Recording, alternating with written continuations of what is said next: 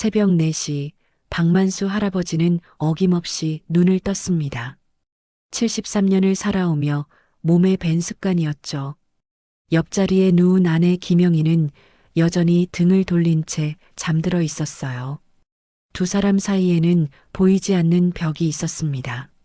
만수는 소리 없이 일어났어요. 낡은 운동복을 입고 거실로 나왔습니다. 벽에 걸린 가족 사진이 눈에 들어왔어요. 10년 전 아들 준혁이가 마지막으로 집에 왔을 때 찍은 사진이었죠. 만수는 사진을 외면하고 현관문을 열었습니다. 뒷산 입구에서 최 씨 영감을 만났어요. 박 선생. 오늘은 좀 늦었네. 그래요. 두 사람은 나란히 산을 올랐습니다. 30년 넘게 걸어온 길이었죠. 그나저나 박 선생. 자네 아들 요새 어떻게 지내나? 최 씨의 물음에 만수의 발걸음이 멈췄습니다. 글쎄요. 잘 지내겠죠. 10년 넘게 연락이 없다며? 제가 잘못한 겁니다. 오리지점을 지날 무렵이었어요. 갑자기 만수의 가슴이 조였습니다. 숨이 막혔어요. 왼팔이 저렸죠. 최 씨, 만수가 비틀거렸습니다. 최 씨가 황급히 붙잡았지만 만수는 그대로 쓰러졌어요. 눈앞이 하얗게 변했습니다. 어둠이 찾아왔어요. 보호자분이세요? 응급실 간호사의 목소리가 울렸습니다. 영희는 무표정하게 서류를 받았어요. 손이 떨리지 않았습니다. 30해를 함께 살았지만 마음은 늘 따로였죠. 환자분은 심근경색으로 심정지가 왔습니다. 현재 맥박은 돌아왔지만 의사의 설명이 이어졌습니다. 영희는 듣는 둥 마는 둥 했어요. 연락할 가족분이 계시면 없습니다. 영희는 잘라 말했어요. 아들 준혁의 전화번호는 알고 있었지만 누르지 않았습니다. 10년 전 그날이 떠올랐죠. 아버지, 전 수진이랑 결혼할 겁니다. 안 돼. 만수가 소리쳤던 그날. 준혁은 집을 나갔어요. 영희는 한숨을 쉬었습니다. 보호자님, 환자분이 깨어나셨어요. 간호사가 뛰어왔어요. 영희는 천천히 중환자실로 들어갔습니다. 만수가 침대에 누워 있었어요. 눈을 뜬 채였죠. 산소 마스크 너머로 입술이 떨리고 있었습니다. 만수의 눈에서 눈물이 흘렀어요. 영희는 처음 보는 광경이었습니다. 만수가 떨리는 손으로 마스크를 벗었어요. 준혁이, 영희의 표정이 굳었습니다. 준혁이, 어디 있어? 왜요? 갑자기 왜 그러세요? 봤어. 내가 봤다고. 만수는 침대 옆 지갑을 열었어요. 안쪽에서 낡은 사진을 꺼냈습니다. 색이 바랜 가족 사진이었어요. 이 아이를 만나야 해. 만수가 사진을 꽉 쥐었습니다. 영희는 가슴 한쪽이 무너지는 기분이었어요. 만수는 사진을 가슴에 품었습니다. 그리고 다시 눈을 감았어요. 머릿속에는 방금 본 장면이 생생했습니다. 하얀 공간, 끝없이 펼쳐진 흰빛, 그리고 그곳에서 만난 사람들. 주머니 속에서 무언가 만져졌어요. 만수는 조심스럽게 손을 넣었습니다. 7장의 쪽지가 들어 있었어요. 각각 다른 주소가 적혀 있었습니다. 첫 번째 쪽지의 이름을 보는 순간 만수는 온몸이 굳었어요. 강민호. 35년 전 자신의 손에 의해 학교를 떠난 제자였죠. 만수는 쪽지를 다시 주머니에 넣었습니다. 시작해야겠군. 창밖으로 해가 떠올랐어요. 저승에서 받은 임무. 7개의 주소. 7번의 용서. 만수는 눈을 감은 채 결심했습니다. 반드시 해내야 한다고. 이번이 마지막 기회라고. 만수는 눈을 떴습니다. 아니, 뜬 것 같았어요. 주변이 온통 하였습니다. 천장도 없고 벽도 없었죠. 끝없이 펼쳐진 흰 공간이었어요. 발밑을 보니 바닥도 보이지 않았습니다. 하지만 서 있었어요. 여기가 어디지? 만수는 중얼거렸습니다. 목소리가 울려 퍼졌어요. 메아리도 없이 사라졌죠. 그때 앞에서 누군가 나타났습니다. 흰 수염이 긴 노인이었어요. 한복 같은 옷을 입고 있었죠. 손에는 커다란 책을 들고 있었습니다. 낡고 두꺼운 책이었어요. 박만수?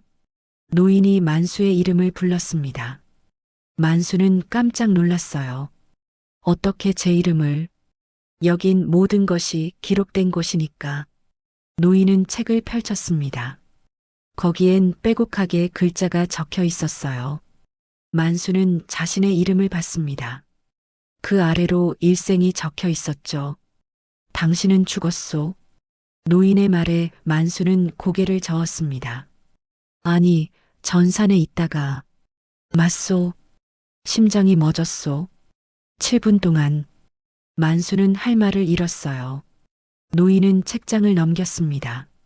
하지만 당신은 아직 끝낼 일이 남았소. 무슨 말씀이십니까? 살면서 남긴 상처들, 풀지 못한 매듭들, 그걸 정리해야 하오. 그때 주변이 밝아졌습니다. 7명의 아이가 나타났어요.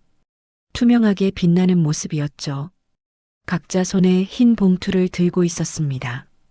이 아이들은 만수는 숨이 막혔어요. 아이들의 얼굴을 알 것 같았습니다. 당신이 교사 시절 상처 준 아이들이요. 아니, 그들의 가족이요. 첫 번째 아이가 다가왔습니다. 8살쯤 돼 보이는 여자아이였어요. 선생님, 우리 오빠가 너무 힘들어해요. 아이가 봉투를 내밀었습니다. 만수는 떨리는 손으로 받았어요. 이건 편지요. 당신이 전해야 할 편지들이요. 노인이 말했습니다. 봉투에 적힌 주소로 가시오. 그리고 편지를 전하시오. 용서를 구하시오. 나머지 6명의 아이도 차례로 다가왔습니다. 만수는 7개의 봉투를 받았어요. 손이 무거웠습니다. 만약 제가 이걸 못하면? 그럼 당신은 진짜로 죽는 거요. 노인의 목소리가 차가웠습니다. 만수는 봉투들을 꼭 쥐었어요. 그때 뒤에서 따뜻한 기운이 느껴졌습니다. 만수는 천천히 돌아봤어요. 한 남자가 서 있었습니다. 희미한 모습이었지만 만수는 단번에 알아봤어요. 아버지. 30년 전 돌아가신 아버지였습니다. 아버지는 슬픈 눈으로 만수를 바라봤어요. 입술이 움직였죠. 소리는 들리지 않았지만 만수는 알 수 있었습니다. 용서를 구하고 용서를 전하게. 만수의 눈에서 눈물이 흘렀습니다. 아버지, 저도 아버지께. 하지만 아버지의 모습이 흐려졌어요. 사라지기 직전 아버지가 미소 지었습니다. 만수는 무릎을 꿇었어요. 봉투를 가슴에 안았습니다. 하겠습니다. 꼭 하겠습니다. 노인이 고개를 끄덕였습니다. 시간이 많지 않소. 한 달. 그 안에 7통을 모두 전해야 하오. 빛이 쏟아졌습니다. 만수는 눈을 감았어요. 그리고 다시 눈을 떴을 때 병원 침대 위였습니다. 주머니 속에서 무언가 만져졌어요. 7장의 쪽지였습니다. 각각 주소가 적혀 있었죠. 만수는 첫 번째 쪽지를 꺼냈습니다. 강민호, 서울역 쪽방촌 3번지. 손이 떨렸어요. 35년 전 기억이 떠올랐습니다. 만수는 쪽지를 다시 주머니에 넣었습니다. 이제 시작이었습니다. 사흘 후 만수는 병원을 나왔습니다. 영희가 말렸지만 소용없었어요. 어딜 가시려고 그래요? 갈 데가 있소. 만수는 낡은 가방을 메고 집을 나섰습니다. 가방 안에는 7개의 봉투가 들어 있었어요. 서울역까지는 지하철로 1시간이었습니다. 만수는 창밖을 멍하니 바라봤어요. 35년 전 그날이 떠올랐죠. 강민호, 이리 나와. 만수가 교무실에서 소리쳤던 날이었습니다. 고등학교 2학년 담임이었을 때였죠. 민호는 떨리는 몸으로 나왔어요. 17살 소년이었습니다. 내가 이걸 훔쳤지? 만수가 지갑을 내밀었습니다. 다른 학생의 지갑이었어요. 아닙니다, 선생님. 전 안 했습니다. 거짓말. 내 책상에서 나왔어. 만수는 민호를 체벌했습니다. 손찌검을 했어요. 민호는 울었지만 만수는 멈추지 않았죠. 자퇴해. 당장 학교 그만둬. 결국 민호는 학교를 떠났습니다. 한 달 후 진범이 잡혔어요. 다른 반 학생이었죠. 민호 책상에 지갑을 숨긴 것이었습니다. 만수는 민호를 찾았습니다. 하지만 이미 가족과 함께 이사를 간 뒤였어요. 그 후 만수는 그 일을 잊으려 했습니다. 아니, 잊은 척했죠. 서울역에 도착했습니다. 쪽방촌은 역 뒤편 좁은 골목에 있었어요. 낡은 건물들이 다닥다닥 붙어 있었죠. 3번지는 2층 건물이었습니다. 계단을 올라가니 좁은 복도가 나왔어요. 문들이 줄지어 있었습니다. 3호. 만수는 문 앞에 섰어요. 노크를 했습니다. 누구세요? 안에서 목소리가 들렸습니다. 쉰 목소리였어요. 강민호 씨 계십니까? 문이 열렸습니다. 한 남자가 나왔어요. 50대 초반으로 보였지만 훨씬 늙어 보였습니다. 머리는 희끗희끗했고 얼굴은 수척했어요. 남자가 만수를 보더니 얼어붙었습니다. 선생님, 민호야. 만수는 떨리는 목소리로 말했습니다. 민호의 얼굴이 일그러졌어요. 왜 오셨습니까? 할 말이 있어서. 이제 와서 무슨 할 말이 있으십니까? 민호가 소리쳤습니다. 복도에 울려 퍼졌어요. 선생님 때문에 제 인생이. 민호는 울먹였습니다. 만수는 무릎을 꿇었어요. 좁은 복도 바닥에 무릎을 대고 고개를 숙였습니다. 미안하다. 정말 미안하다. 민호는 당황했습니다. 선생님, 내가 잘못했다. 내 말을 믿지 않았어. 확인도 안 하고 너를 때렸어. 학교에서 쫓아냈어. 만수의 목소리가 떨렸습니다. 용서해달라는 게 아니야.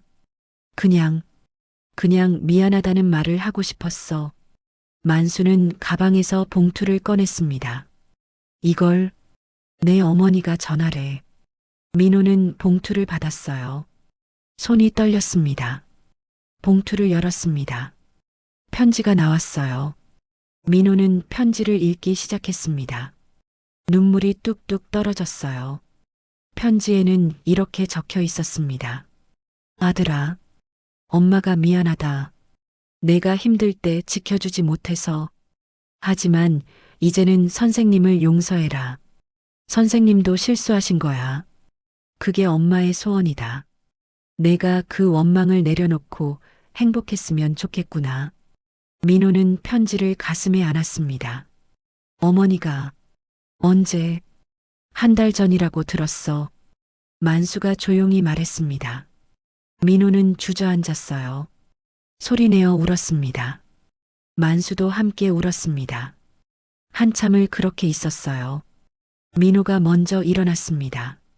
만수의 손을 잡아 일으켜 세웠죠. 선생님, 응, 저도 미안했습니다. 선생님을 원망하며 산 게. 두 사람은 서로를 바라봤습니다.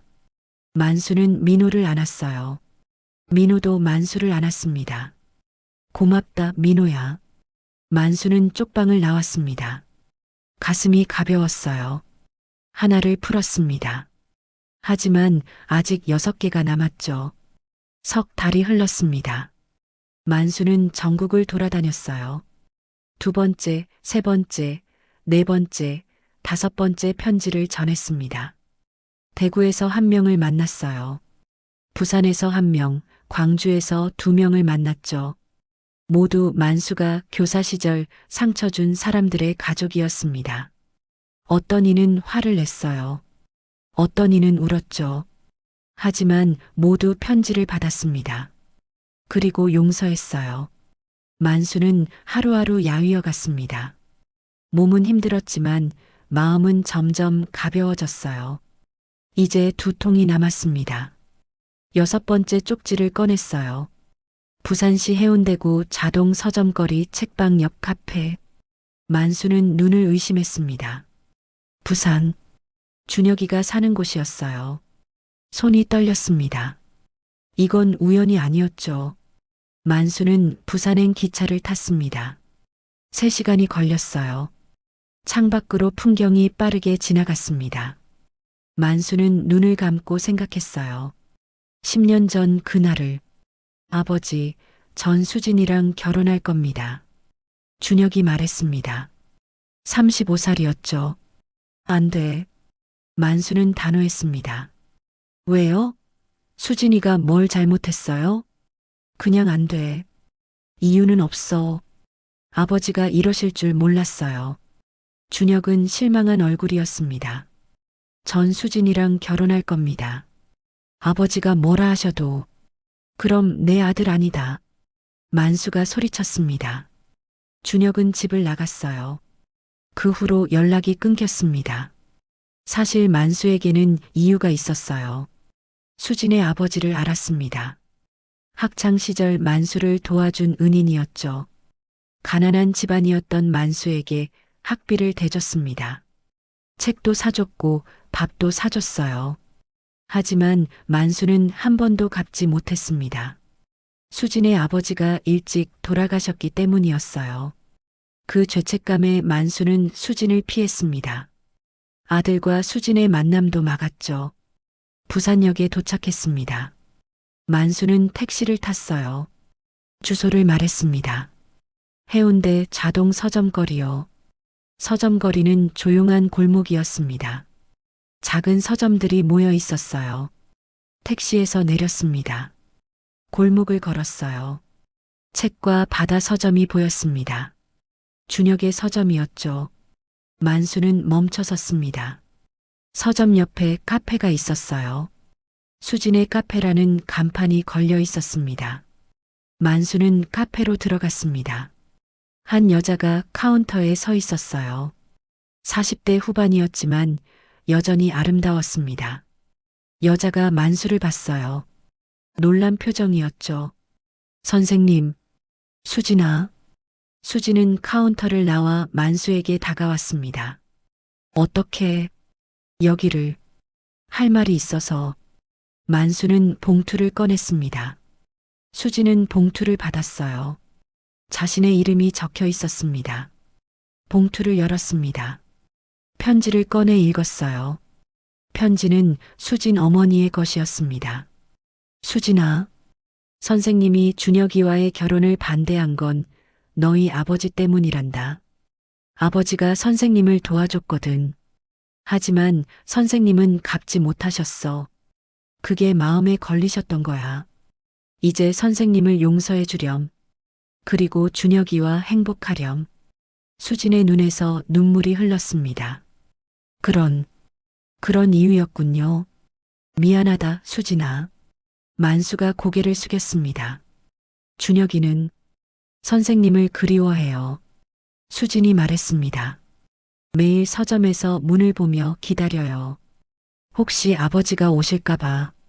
만수의 가슴이 찢어졌습니다. 지금 저기 계세요. 서점에.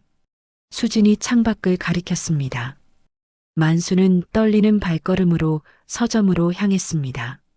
서점 문 앞에 섰습니다. 유리창 너머로 준혁이 보였어요. 책을 정리하고 있었습니다. 45이 된 아들이었죠. 만수는 문고리를 잡았습니다. 하지만 열지 못했어요. 그때였습니다. 할아버지세요? 뒤에서 목소리가 들렸습니다. 만수는 돌아봤어요. 12살쯤 돼 보이는 여자아이가 서 있었습니다. 큰 눈에 까만 머리, 준혁을 닮았어요. 내가 지우예요. 박지우. 아빠가 사진 보여줬어요. 지우가 환하게 웃었습니다.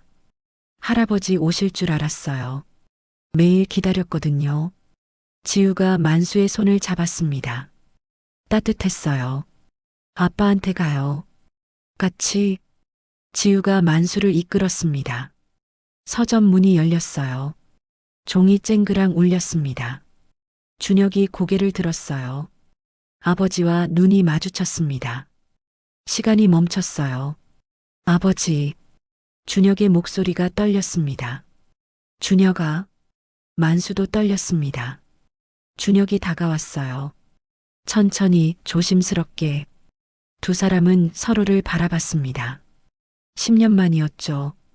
준혁의 눈에서 눈물이 흘렀습니다. 만수도 울었어요. 미안하다. 아버지가 미안하다. 만수가 먼저 말했습니다. 준혁은 만수를 안았습니다. 꽉 안았어요. 저도 미안해요, 아버지. 두 사람은 한참을 그렇게 있었습니다. 지우가 옆에서 웃으며 지켜봤어요.